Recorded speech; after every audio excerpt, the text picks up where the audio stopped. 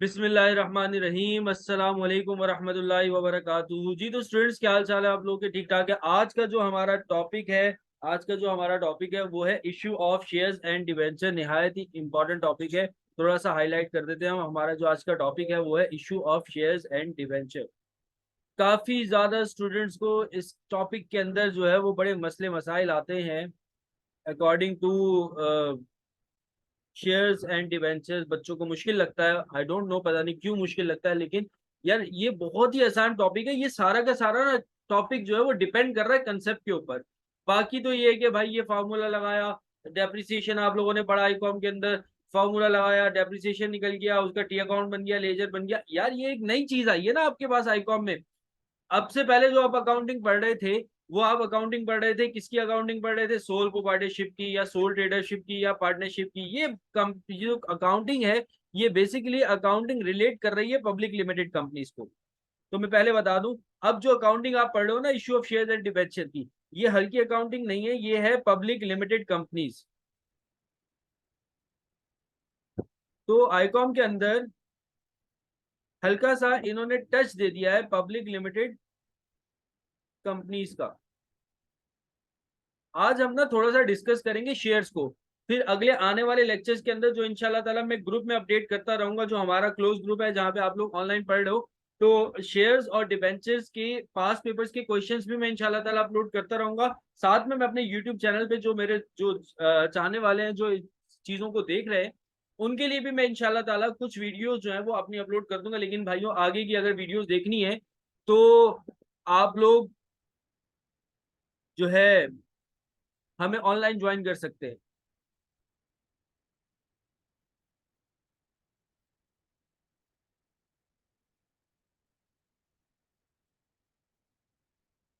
चले भैया, स्टार्ट करते हैं हम। Issue of shares and debenture जो टॉपिक निकला है वो निकला है पब्लिक लिमिटेड कंपनी से। आज हम इसकी थ्योरी पढ़ेंगे थोड़ा सा डिटेल में जाकर। मैं कंसेप्चुअल पढ़ाता हूँ, कोशिश मेरी ये होती है कि आप लोगों को कंसेप्ट दूं, रटी रटाई अकाउंटिंग ना पढ़ाऊं। तो पब्लिक लिमिटेड कंपनीज को पहले थोड़ा सा जान लेते हैं कि पब्लिक लिमिटेड कंपनीज होती क्या है।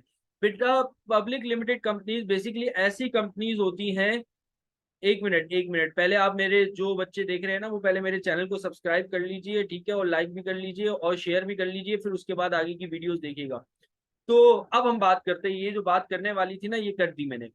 अब आगे बात करते हैं पब्लिक लिमिटेड कंपनीज कौन सी कंपनीज होती है। पब्लिक लिमिटेड कंपनीज जो है वो ऐसी कंपनीज होती हैं जो मार्केट के अंदर अपने शेयर्स ऑफर कर रही होती है। होता ये है कि सोल प्रोप्राइटरशिप अगर चल रही हो, तो सोल प्रोप्राइटरशिप के अंदर ये होता है कि जो इन्वेस्टमेंट का मंजन होता है ना, वो सिर्फ और सिर्फ कौन करा रहा होता है? ऑनर करवा रहा होता है। पार्टनरशिप के अंदर इन्वेस्टमेंट का मंजन कौन करवा रहा होता है? पार्टनरशिप के अंदर इन्वेस्टमेंट का मंजन पार्टनर्स करवा रहे होते हैं, यानी कि इन्वेस्टमेंट कौन कर रहा होता है? पार्टनर कर रहे होते हैं। लेकिन पब्लिक लिमिटेड कंपनी या ज्वाइंट स्टॉक कंपनीज के अंदर जो इन्वेस्टमेंट का मंजन होता है ना, वो करवा रहा होता है शेयर होल्डर।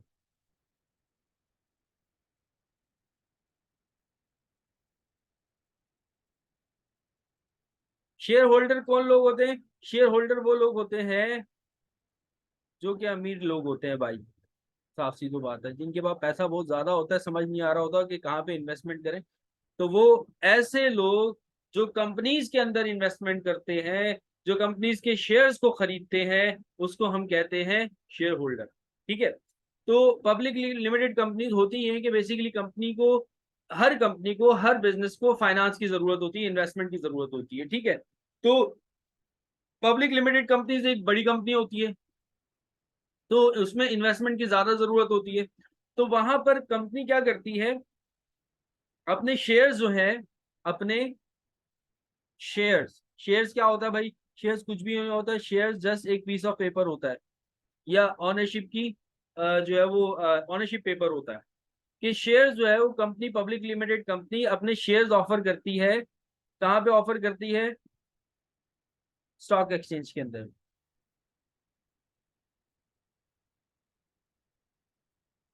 हर पब्लिक लिमिटेड कंपनी, जिस कंपनी के आगे क्या लगा हो? लिमिटेड लगा हो। तो हर पब्लिक लिमिटेड कंपनी जिसके आगे एलटीडी लगा हो, वो अपने शेयर जो है वो मार्केट के अंदर सेल कर रही होती है। कौन सी मार्केट होती है? उसको हम कहते हैं स्टॉक एक्सचेंज मार्केट। मार्केट का नाम है स्टॉक एक्सचेंज मार्केट। हर मुल्क के अंदर होती है ये। तो स्टॉक एक्सचेंज मार्केट के अंदर आप किसी भी कंपनी के शेयर जो है वो परचेज कर सकते हो। तो शेयर होल्डर कनेक्टेड होता है, कहाँ पे कनेक्टेड होता है? स्टॉक एक्सचेंज मार्केट के अंदर। वो देख रहा होता है कि किस कंपनी के शेयर जो है वो मार्केट के अंदर सेल होने के लिए आए हुए हैं। तो जिस कंपनी के वो शेयर जो है वो मार्केट के अंदर आते हैं, स्टॉक मार्केट के अंदर, तो शेयर होल्डर क्या करता है, उन शेयर्स को परचेज कर लेता है। शेयर्स जो है वो परचेज कर लेता है। शेयर्स जो है वो सेल हो रहे होते हैं। कहाँ सेल हो रहे होते हैं? स्टॉक मार्केट में। शेयर जो है वो परचेज कर रहा होता है। कौन परचेज कर रहा होता है? शेयर होल्डर परचेज कर रहा होता है। तो बेसिकली इस कंपनी को, जो पब्लिक लिमिटेड कंपनी है, इसके शेयर्स किसने खरीदे हुए? शेयर होल्डर ने खरीदे हुए। तो लिमिटेड कंपनी, जो पब्लिक लिमिटेड कंपनीज होती हैं, जो स्टॉक एक्सचेंज के अंदर, मार्केट के अंदर अपने शेयर को सेल कर रही होती है, उनको क्या बेनिफिट होता है सेल करने पे? उनको ये बेनिफिट होता है कि जब वो अपने शेयर्स मार्केट के अंदर सेल करती हैं, तो शेयर होल्डर क्या करता है, उन शेयर्स को परचेज करता है। और जब वो उन शेयर्स को परचेज करता है, तो फिर क्या होता है, पब्लिक लिमिटेड कंपनीज के पास पैसा आता है, इन्वेस्टमेंट आता है, और वो इन्वेस्टमेंट कंपनी अपने पास, अपने बिजनेस के अंदर इन्वेस्ट कर देती है। तो ये बेसिकली शेयर्स का क्या होता है, एक कंसेप्ट होता है। शेयर होल्डर जो है वो कंपनी के शेयर्स खरीदता है, और कंपनी जो है वो अपने शेयर्स शेयर होल्डर को सेल करती है। ठीक है, अब वो कहाँ पर सेल करती है? वो एक प्लेस है जिसको हम कहते हैं स्टॉक एक्सचेंज मार्केट, जहाँ पे हर कंपनी अपने शेयर जो है वो सेल कर रही होती है। अच्छा, कंपनीज भी अपने शेयर सेल कर रही होती है, साथ साथ शेयर होल्डर्स कोई होते हैं जिनके पास अगर शेयर्स होते हैं, वो अपने शेयर्स सेल करना चाह रहे होते हैं, तो उनके शेयर्स भी जो है वो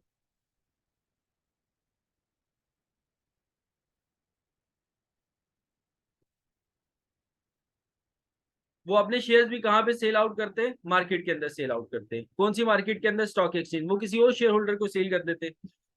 अच्छा, ये तो बात हो गई कंपनी के बेनिफिट की, कि कंपनी के लिए एक फाइनेंस जनरेट करता है शेयर्स। अब शेयर होल्डर भला क्यों खरीदेगा कंपनी के शेयर्स? शेयर होल्डर कंपनी के शेयर इस वजह से खरीदता है कि शेयर होल्डर को, जब कंपनी के वो शेयर्स खरीदता है ना, तो कंपनी वो पैसा जो है वो कहाँ लगा देती है? बिजनेस के अंदर। जब वो बिजनेस के अंदर पैसा लगता है, तो फिर कंपनी को क्या होता है? प्रॉफिट होता है। जब कंपनी को प्रॉफिट होता है, तो फिर वो प्रॉफिट कहाँ जाता है? शेयर होल्डर के पास जाता है।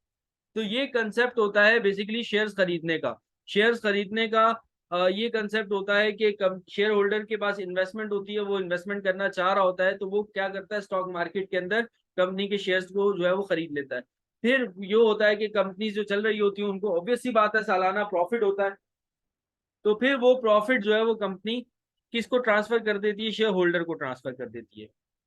इसके अलावा भी शेयर होल्डर्स को और भी बेनिफिट होते हैं, कि शेयर होल्डर ने किसी शेयर को खरीदा हुआ था, अगर उस शेयर की प्राइस बढ़ जाती है, तो शेयर होल्डर उसको स्टॉक एक्सचेंज मार्केट में सेल कर देता है, तो उसको तब भी प्रॉफिट होता है। जैसे अगर कंपनी ने एक शेयर जो है वो 10 रुपए का खरीदा, शेयर होल्डर ने, और 1-2 महीने बाद उस शेयर की प्राइस 12 रुपए हो गई, तो अब शेयर होल्डर को 2 रुपए का ऑलरेडी वैसी बेनिफिट हो रहा है, तो वो 12 रुपए का शेयर का शेयर होल्डर क्या करेगा? स्टॉक मार्केट के अंदर सेल कर देगा।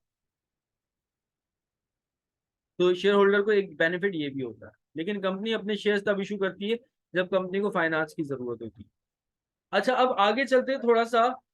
ये तो हमने थोड़ा सा मंजन देख लिया कंपनीज का और शेयर होल्डर का। अब हम बात करते हैं शेयर्स के ऊपर। शेयर की वैल्यू क्या होती है? शेयर्स की दो वैल्यूज होती हैं। एक शेयर की वैल्यू होती है पार वैल्यू, या जिसको हम फेस वैल्यू भी कहते हैं, और एक शेयर की वैल्यू होती है मार्केट वैल्यू।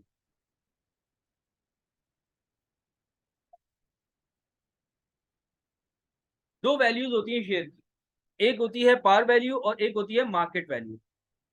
अब इन वैल्यूज में मतलब कि इन वैल्यू का डिफरेंस क्या होता है, ये शेयर के ऊपर लिखा होता है। वैसे तो अब ऑनलाइन सारी चीजें चल रही हैं, पहले किसी वक्तों में हुआ करता था, फिजिकली शेयर्स को जो है वो बाय किया जाता था, और फिजिकली शेयर्स को जो है वो सेल किया जाता था। लेकिन अब ऐसा नहीं होता, अब तो ऑनलाइन होता है, सॉफ्टवेयर होते हैं, आपके मोबाइल के थ्रू आप परचेजिंग करते हो, मोबाइल के थ्रू आप क्या कर देते हो, सेल कर देते हो। उस चीज की तरफ नहीं जा रहे। मैं कोशिश करूंगा आप लोगों को एक वीडियो बना के दिखाऊं कि जिसके अंदर शेयर्स को खरीदा और बेचा जा रहा होता है। तो बात हो रही थी शेयर्स की वैल्यू के ऊपर। शेयर की दो वैल्यूज होती है, एक होती है पार वैल्यू या फेस वैल्यू, और एक होती है मार्केट वैल्यू। होता यह है कि हर कंपनी जो है, पब्लिक लिमिटेड कंपनी जब भी स्टार्ट होती है तो उसके लिए कंपलसरी होता है कि वो रजिस्टर्ड हो। और वो कहाँ जाके रजिस्टर्ड होती है? वो रजिस्ट्रार के पास जाके रजिस्टर्ड होती है। जहाँ पे हर कंपनी रजिस्टर्ड होती है उसको एक सर्टिफिकेट जो है वो इशू किया जाता है कि आप कंपनी जो है वो चला सकते हैं। तो जब वो कंपनी रजिस्टर्ड होती है तो रजिस्टर्ड करते वक्त रजिस्ट्रार उसके एक शेयर की वैल्यू रखता है। उस शेयर की वैल्यू को हम कहते हैं पार वैल्यू। जो नॉर्मली पाकिस्तान के अंदर रजिस्ट्रार जो वैल्यू को एलोकेट कर रहा होता है वो नॉर्मली क्या होती है? 10 होती है। वैसे वो कुछ भी हो सकती है, वो 20 रुपए भी हो सकती है, वो 100 रुपए भी हो सकती है, वो 5 रुपए भी हो सकती है, लेकिन नॉर्मली जो शेयर की वैल्यू रखी जाती है वो कितनी रखी जाती है? 10 रुपए रखी जाती है। ठीक है, नॉर्मली एक शेयर की वैल्यू कितनी होती है?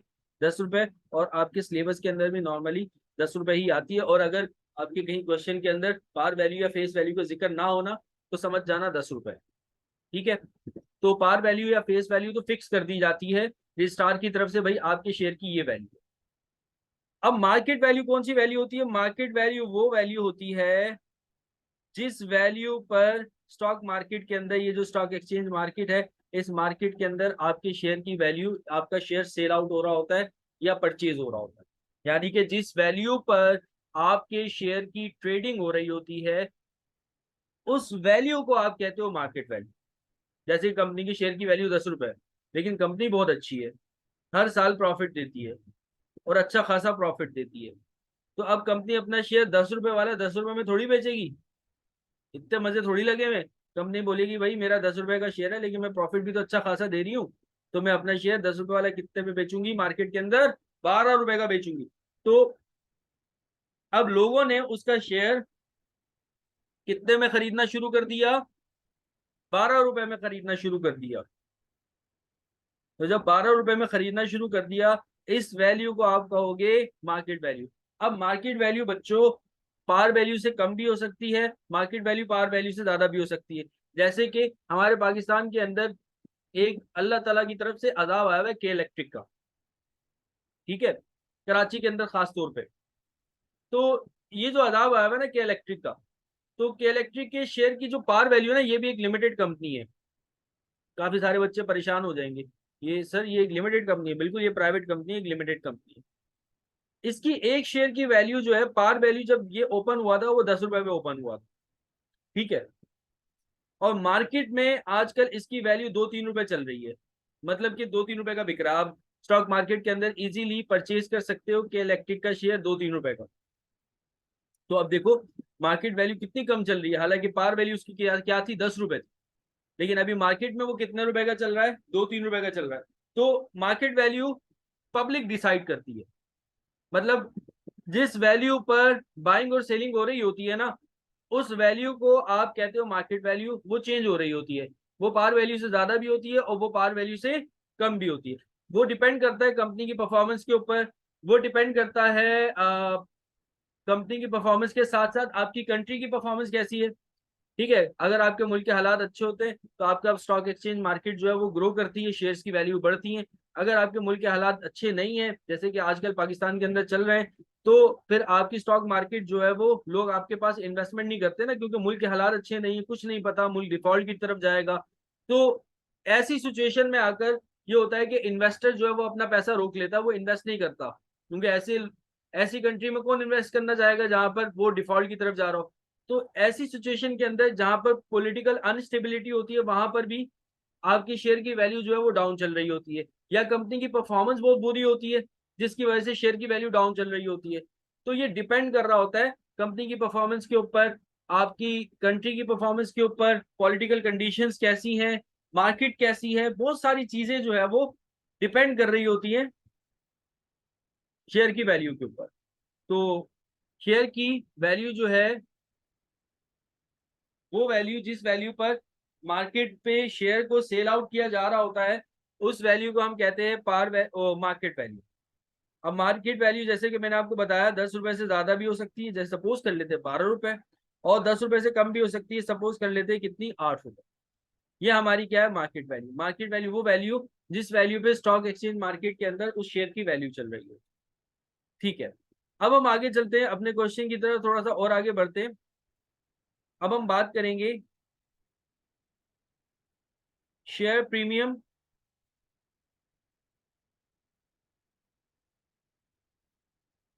और शेयर डिस्काउंट के ऊपर।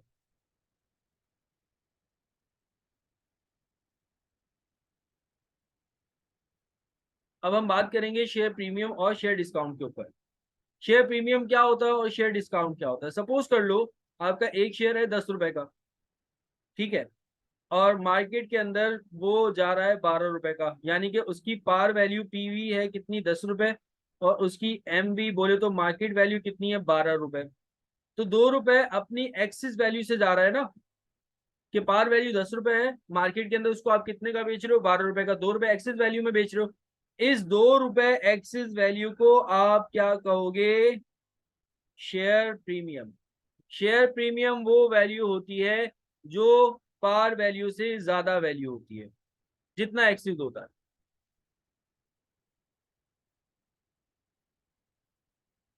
जो पार वैल्यू से ज्यादा वैल्यू होती है वो प्रीमियम कहलाता है। जैसे कि अगर मैं 10 रुपए वाला शेयर मार्केट के अंदर 15 रुपए का बेच रहा हूँ, तो एक्सिस कितना बेच रहा हूँ, 5 रुपए एक्सिस बेच रहा हूँ, तो ये 5 रुपए क्या कहलाएगा, शेयर प्रीमियम कहलाएगा। तो अगर आपकी मार्केट वैल्यू ज्यादा है तो आप अपने शेयर प्रीमियम पे सेल कर रहे हो, तो और ऐसे अगर मार्केट वैल्यू आपकी कम है, जैसे सपोज करो एक शेयर जो है वो आप 10 रुपए का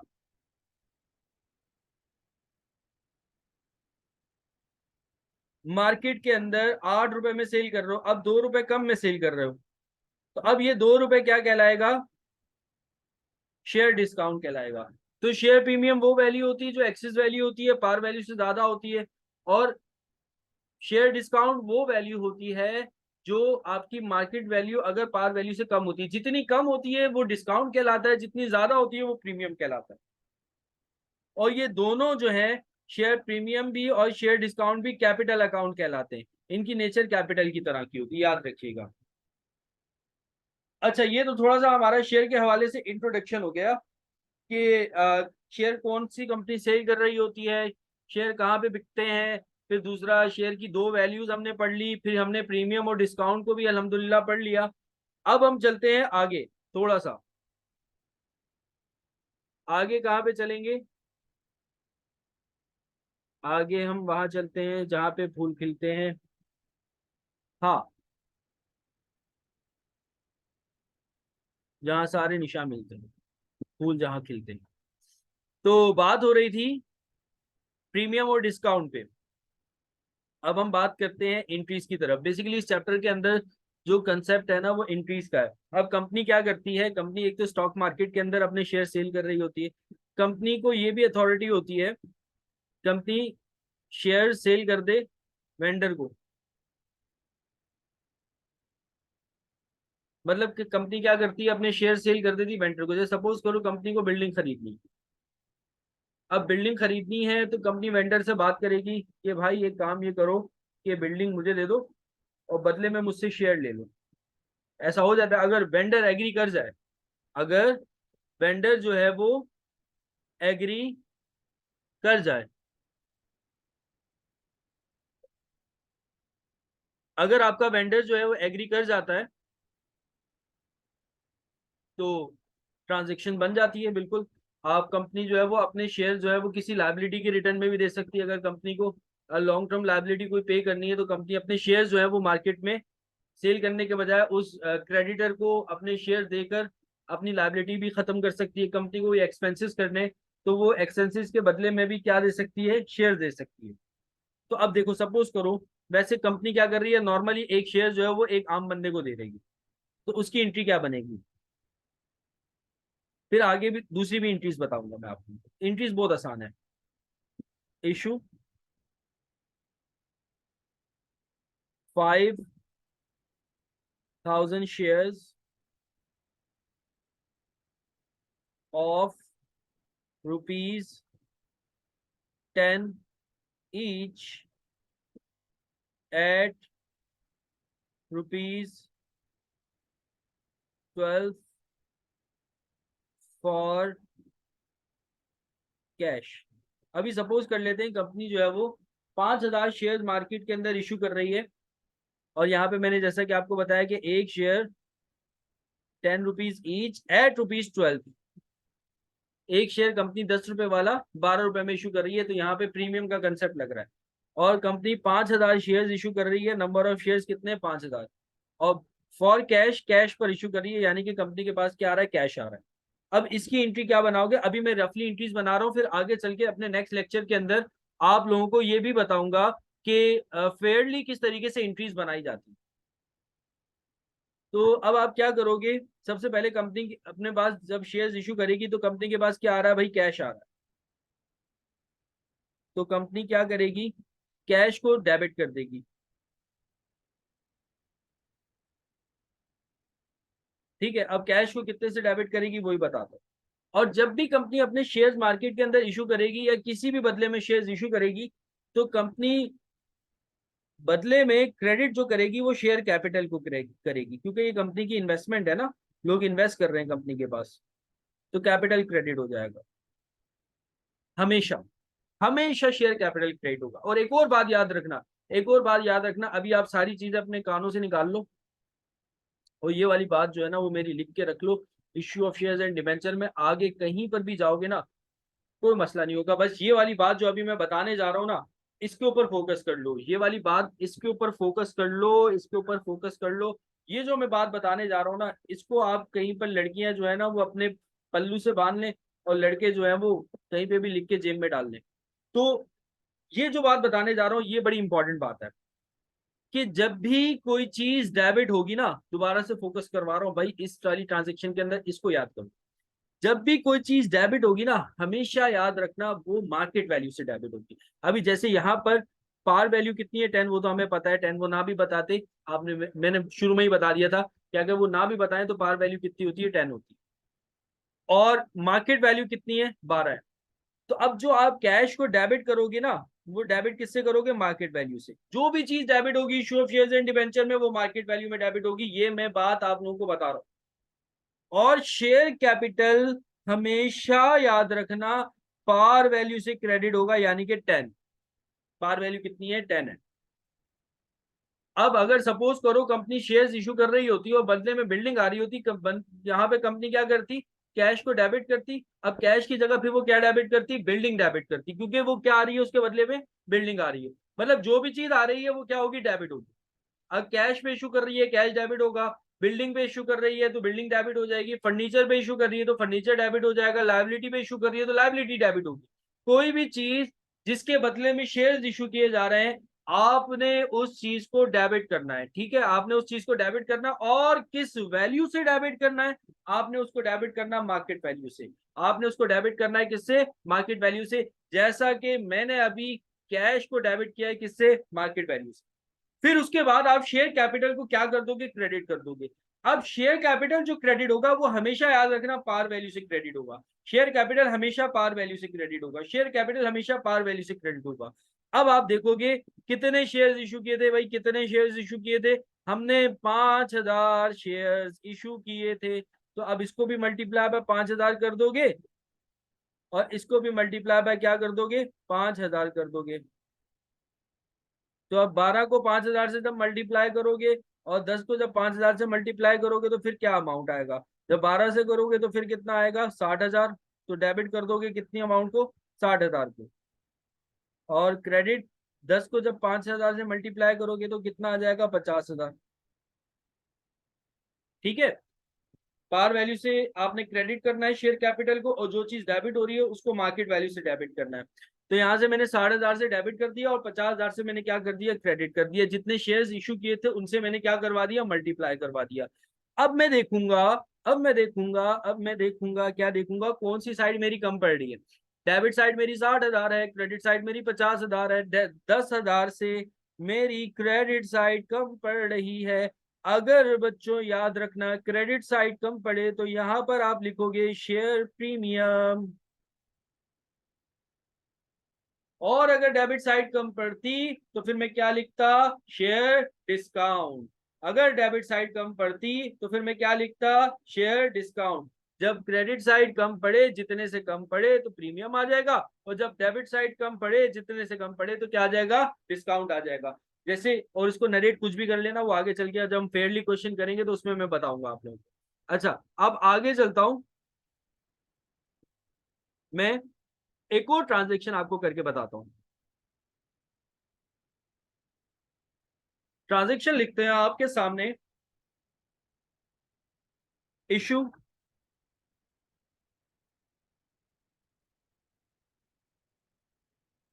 10,000 शेयर्स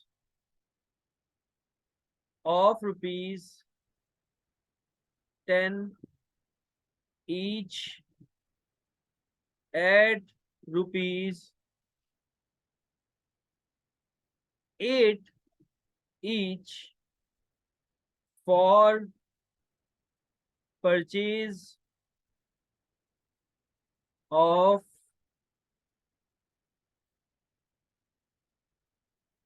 building। बी ने यू को नजर लगा दी थी।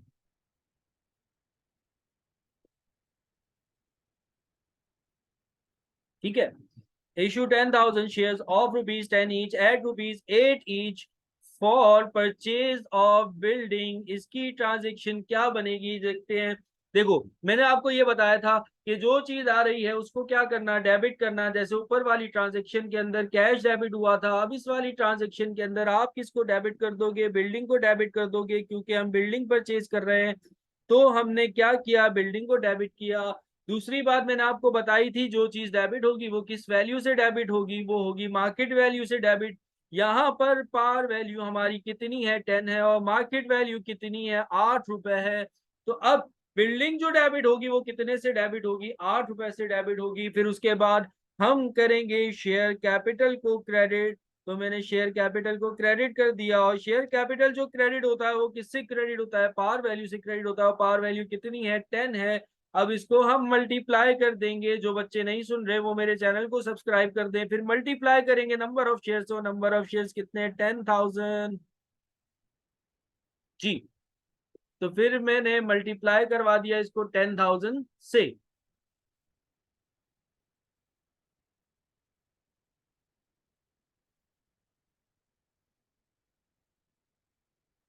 समझ में आई बात। मार्केट वैल्यू से डेबिट किया, और पार वैल्यू से मैंने क्या कर दिया, क्रेडिट कर दिया। अब मैं इसको करता हूँ बिल्डिंग। देखो ऊपर कैश आ रहा था बच्चों, मैंने कैश को डेबिट किया। अब इस ट्रांजेक्शन के अंदर बिल्डिंग आ रही है, तो मैंने बिल्डिंग को डेबिट किया, लेकिन किससे डेबिट किया, मार्केट वैल्यू से। और शेयर कैपिटल को किससे क्रेडिट किया, पार वैल्यू से। अब बिल्डिंग डेबिट हो जाएगी 80,000 से, और शेयर कैपिटल क्रेडिट हो जाएगा 1 लाख से। ठीक है, अब देखा 80,000 से डेबिट हो रहा है और 1 लाख से क्रेडिट हो रहा है, यानी कि 20,000 से हमारी डेबिट साइड कम पड़ रही है। जब डेबिट साइड कम पड़े तो अभी मैंने बताया था क्या आएगा, शेयर डिस्काउंट। ये एंट्री बन गई इसकी। बहुत आसान है बेटा, आप लोगों ने बिल्कुल भी घबराना नहीं है, क्योंकि अब मैं आ गया हूँ इंशाल्लाह ताला आप लोगों के लिए अकाउंटिंग आसान करने के लिए। तो इसमें परेशान मत होइएगा कि issue of shares and debenture के अंदर ट्रांजेक्शन किस तरीके से बनती है। बस अगर आप मेरा लेक्चर फोकस करके सुन लो ना, तो जो बाबा की परियां हैं और जो मामा के शहजादे हैं ना, अगर वो मेरे लेक्चर गौर से सुन लेना, तो आप यकीन कीजिए आप लोगों के लिए पेपर में issue of shares and debenture इतना आसान हो जाएगा ना कि उसकी कोई इंतहा नहीं। आप बोलोगे पूरा paper issue of shares and debenture से दे दो।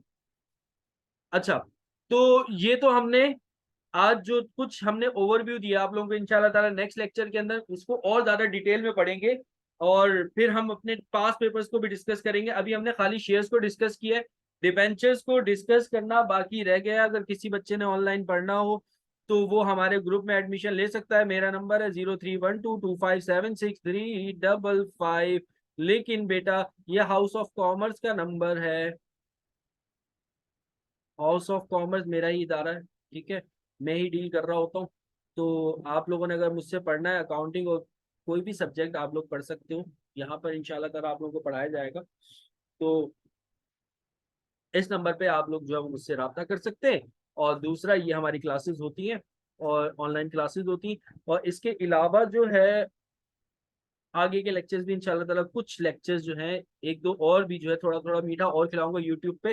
बाकी जो जितना भी डेजर्ट है ना वो सारा का सारा ऑनलाइन क्लासेस में मिलेगा। आज के लिए इतना काफी है। मेरे चैनल को सब्सक्राइब कर दीजिएगा लाजमी, मैं बता रहा हूँ, ठीक है। इतनी मेहनत करके वीडियो बना रहा हूँ ना, तो फिर आप लोग भी मेरे चैनल को सब्सक्राइब कर देना, लाइक भी कर देना, शेयर भी कर देना। साइंस वाले बच्चों को बताओ, इंजीनियरिंग वाले बच्चों को बताओ, कॉमर्स वाले बच्चों को बताओ। अपना ख्याल रखना। अल्लाह हाफिज।